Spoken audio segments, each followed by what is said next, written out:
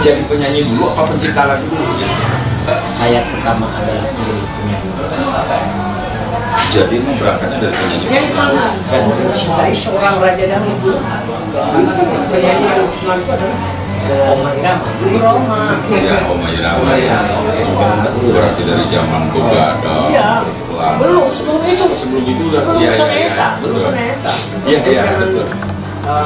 Ya, zaman jahiliyah lah asli tadi. Iya, iya. Jadi saya terlalu mencintai beliau. Jadi saya ingin sampai namanya. Kalau sekarang kan rompa.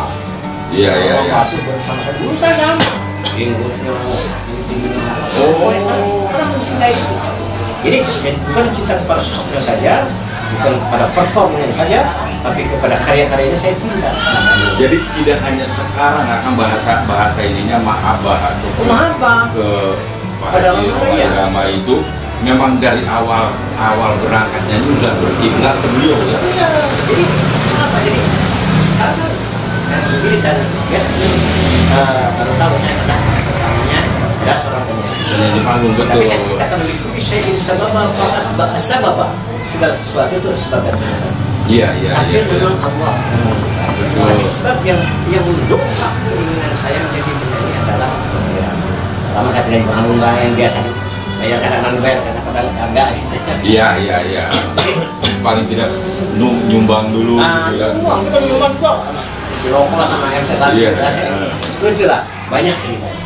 Akhirnya setelah itu juga saya jadi pencipta juga, tergerak karena mencintai beliau. Tahun berapa itu kan? Tahun berapa itu? Pertama menginjak Jakarta itu saya kan tahun 72. Oh itu di Jakarta bukan di di Jakarta, pernah Jakarta dulu. Waktu mencintai dulu ya. Iya, iya. Menjadi penyanyi di kampung. Jadi 72, 73, 74 saya di Jakarta mencintai lagu-lagu Rhoma Irama model seekor anak kera yang dewa Iya, iya. belum berkelana, belum kadang dulu. Nah, disitulah saya ke Bandung ya. Oh ini penyanyi bisa dan juga ada penciptanya di situ. Lalu saya mencoba atasan kata guru saya, kalau kamu mau sukses adalah kunci yang keempat. Yang pertama istiqomah. Istiqomah ya, istiqomah saya mencintai Rhoma Irama dan saya terus belajar istiqomah. Gimana caranya menyanyi, gimana caranya menjadi pencipta. Akhirnya ternyata waktu demi waktu dari hari ke hari, bulan ke tahun, akhirnya termudahkan kira-kira satu. Lalu saya berkelana di Purworejo, dan di Sinar Purworejo dulu. Iya. Akhirnya teman-teman, akhirnya ada jalan saya mereka yang mengantarkan akan sampai ke Jakarta. Apa memang itu akan itu sendiri berjuang sendiri atau memang ada yang mengajak? Ceritanya panjang. Pertama saya sendiri. Setelah itu saya kan sendiri lama kan satu orang di rumah. Iya, iya. Jadi penyanyi panggung. Saat itu ada orang tua saya di Jati Harga show itu tahun 83 tuh. Iya. Tahun 83 tuh waktu aduh. Iya, iya. 83 itu. Dia nyanyi di daerah Cikampek. Iya, iya. Nah saat itu diantar sama anakku produser sama anakku Asmi Keder. Nah saat itu saya numpang lagu di habis itu. Oh iya. Numpang lagu. Nah ternyata kata dia cek tadinya jejak setelah 1 minggu saya ada surat dari radio. Namanya Radio Primadona dulu, Cikampeknya dari Primadona. Ada surat. Malah yang pertama Rhoma Irama Cikampek. Oh iya. Jadi kan lagu itu saya nyanyiin lagu Rhoma. Jadi konon katanya kata Jaja bilang sama gua suruh almarhum Jaja sama Asmin anak Jakarta gitu. Dulu namanya siapa? Undang. Udah pakai undang ya? Oh dari awal udah. Ya jadi dari kecil. Jadi sebelum kita Jaja terus kelana lagi ke Bloto Jaja lagi jadi berapa kali Bentar, sebelum dilanjut nih. Ya. Akang ini kan Undang ini kan seniman tulen kan? Amin. Seniman tulen yang saya dapat info juga dulu itu sempat terjun ke pedalangan. Loh, itu lama, itu waktu sebelum dangdut malah. Oh sebelum dangdut itu. Makanya kan di dalam karya saya itu selalu ada suratnya. Iya. Karena saya dulu pernah itu pas 4 kelas 5 SD. Itu sekitar tahun 5 68 69. Saya jadi di dalam sini. Jadi sekarang dalam suara saya kadang-kadang itu dulu almarhum, dulu dalam saya sering saya tawasin dari saya iya. Jadi pernah di dalam, tapi tampilnya baru siang aja waktu itu. Oh memang tapi cuma dalam cilik waktu itu, ya makanya. Belum terkenal. Asep Sunandar, Abah Asep, Edwin dulu juga. Iya. Sampai akhirnya betul-betul totalitas di dangdut kan gitu. Akhirnya saya berguru sama kata ibu saya kan yang pertama sukses total Istiqomah. Intinya terus bisa kerja Iya. Akhirnya mengabulkan sampai saya sampai di rekaman sampai akhirnya sampai sekarang saya lagi ada berusaha karena kita mencintai seorang yang kita cintai kita kebagian cinta akan disatukan dengan orang yang cinta. Jadi saya kan mencintai Romero saat itu kecepatan berkahnya gitu. Subhanallah, alhamdulillah. Tahulah sampai nanti kita sampai ke perjalanan sekarang atau belakangan ini ya, bagaimana hubungan Anda dengan Haji setelah iya ini album pertama ya. Akan rekaman itu lagu apa? Karena yang pertama ini yang pertamanya sih sudah, cuman mulai dangdut itu adalah Nur Eni ya, Nur Eni. Itu yang pertama. Terus sebelumnya ada album tapi album sudah nyampe gua gerimis namanya gerimis yang kompilasi. Iya. Kompilasi sama Sunda ya karena gini Media Dangdut Kang Endang ini adalah orang yang sangat dekat dengan orang-orang radio. Iya, sangat dekat dengan orang-orang radio. Saya di tahun 90-an lah ya Kang. Ya, Akang itu hampir sering lah silaturahmi.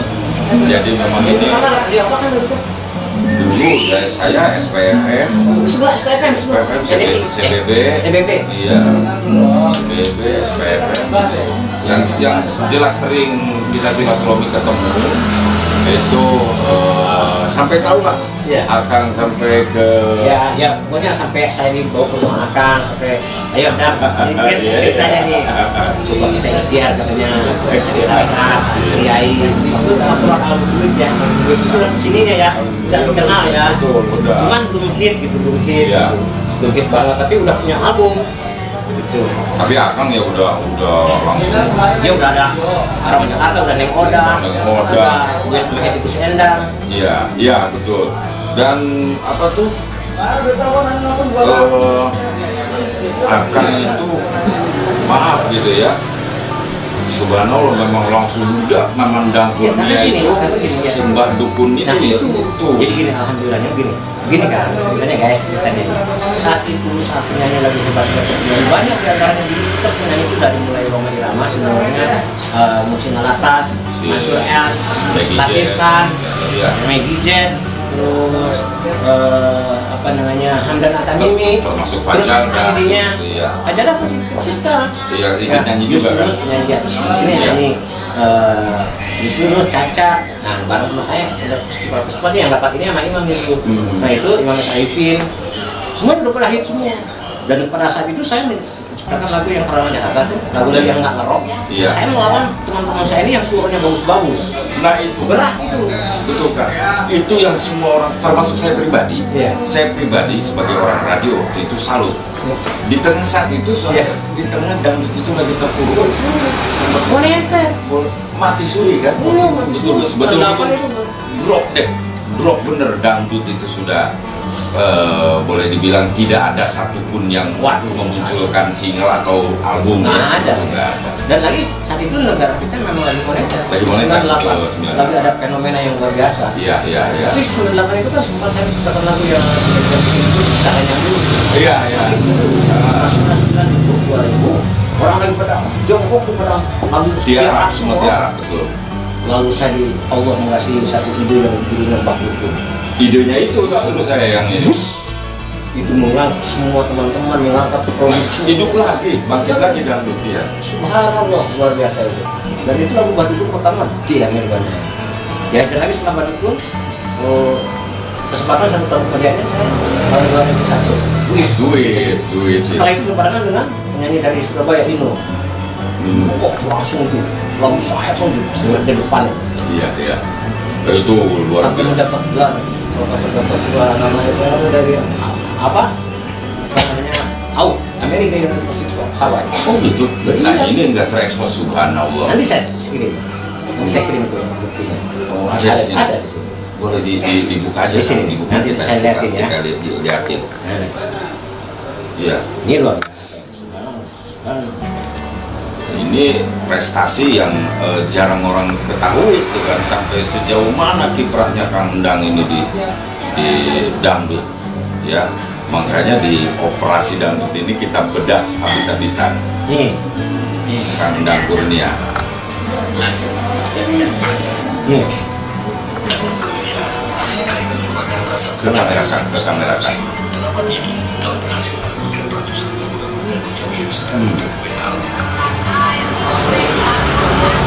Betul ya. Lagu Bandung Sam-Sam merupakan salah satu karya yang berhasil mengantarkan alur kemuncak pengentasnya di tahun. Ya.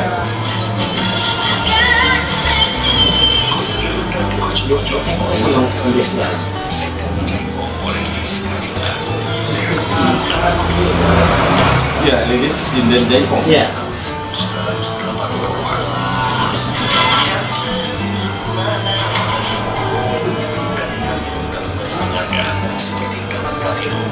Ini.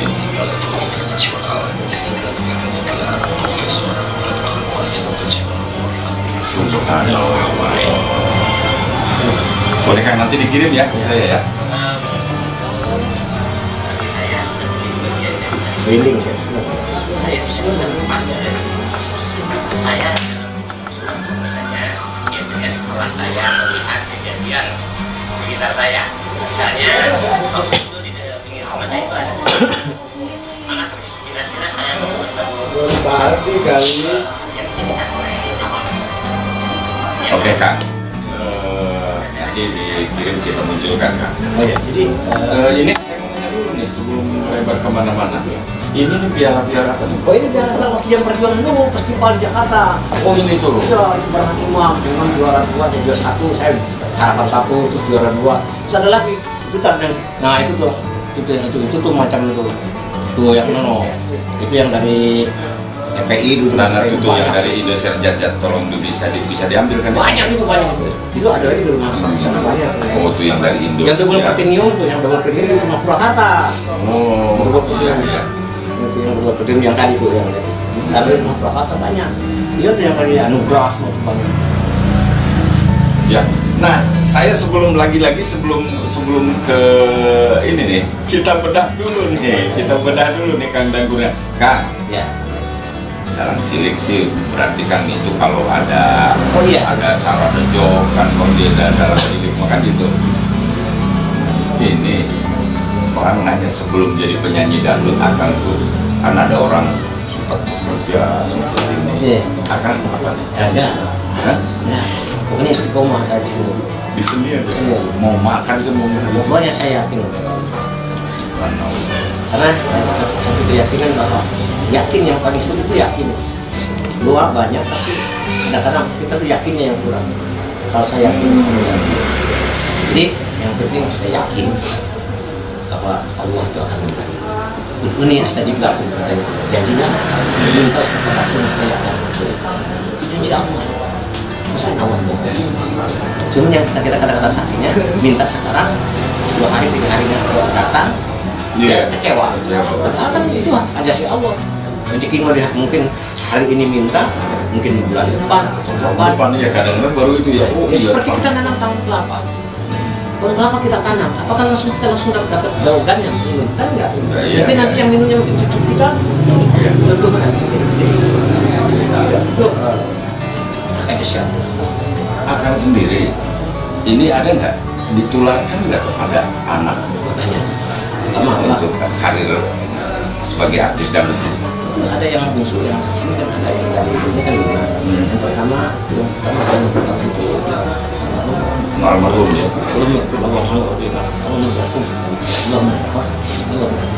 Itu dia benar-benar seni, dia ngomong dia sekarang yang lucu. Kalau yang berdua yang keempat kerja. Ini tadi yang warga itu tidur pernah rekaman kelas 4 ya, rekaman di MG mereka. Oh iya iya. Itu cucu itu. Nah setelah tempat itu cucu dia masih kelas 4 sekarang udah dewasa. Kecil iya udah dewasa. Sekarang udah banyak albumnya, tinggal keluar, tinggal shooting. Waduh, cuman kan sekarang hanya dua itu aja. Iya iya. Ya doain saja dah. Jadi apa yang saya kerjakan panjang ceritanya, kalau kita cerita nggak cukup sekian jam. Nggak cukup, makanya. Yang penting ringkasnya akhirnya dengan istiqomah saya di sini ternyata apa yang kita inginkan walaupun tidak sekelas Rhoma Irama, saya ingin seperti Rhoma Irama. Dan ini asli bilang minta Allah saya akan beri. Kita harus minta ke orang sama seperti Rhoma Irama. Tapi ternyata kan sekarang alhamdulillah walaupun tidak sekelas Rhoma Irama, tapi apa kriteria yang ada Rhoma Irama? Sekarang saya mendapatkan sebagai penyanyi, Iya. sebagai pencipta, Betul. sebagai pemusik, ya kan? Tapi gini kan, punten sebelumnya Iya. kita minta maaf Pak, karena memang saya dan niatannya harus berbeda. Boleh dibilang ya jujur aja kan? Siap. Jujur aja ya, kontroversi.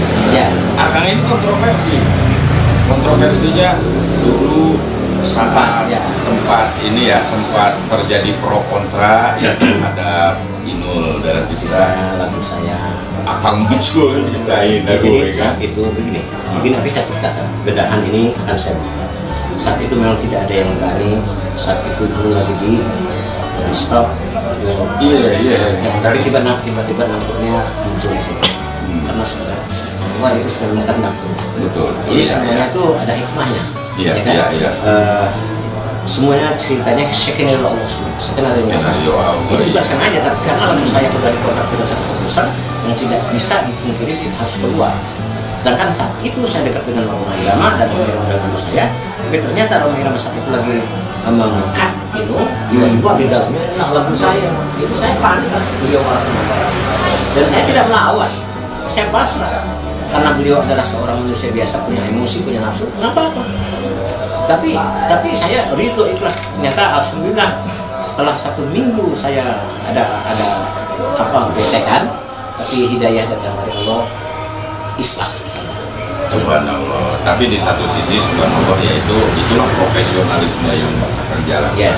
Sebagai seorang profesional ya tidak melihat ke kiri ke kanan atau apa. Ketika sudah dikontrak sama produser yang sudah jalan. Nah kita langsung saja meloncat, ini akan kan kedekatan dengan Pak Haji Rhoma Irama ini subhanallah luar biasa kan. Ini bisa ceritakan sejauh mana sih hubungannya? Kalau saya cerita panjangnya tidak mungkin saya sebutkan. Yang jelas ya supaya tahu saya sangat menghargai. Iya, sebab sampai tadi saya bilang akan ini kontroversi dan nyeleneh.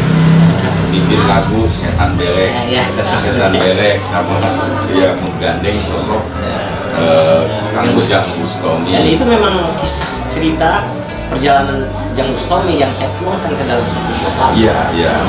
Dan ini saya minta izin dari guru saya Rhoma Irama dan beliau mengizinkan. Dan syutingnya pun di situ. Nah itu makanya saya tidak bilang. seorang pun, dan ternyata Allah bisa beliau mengajarkan saya.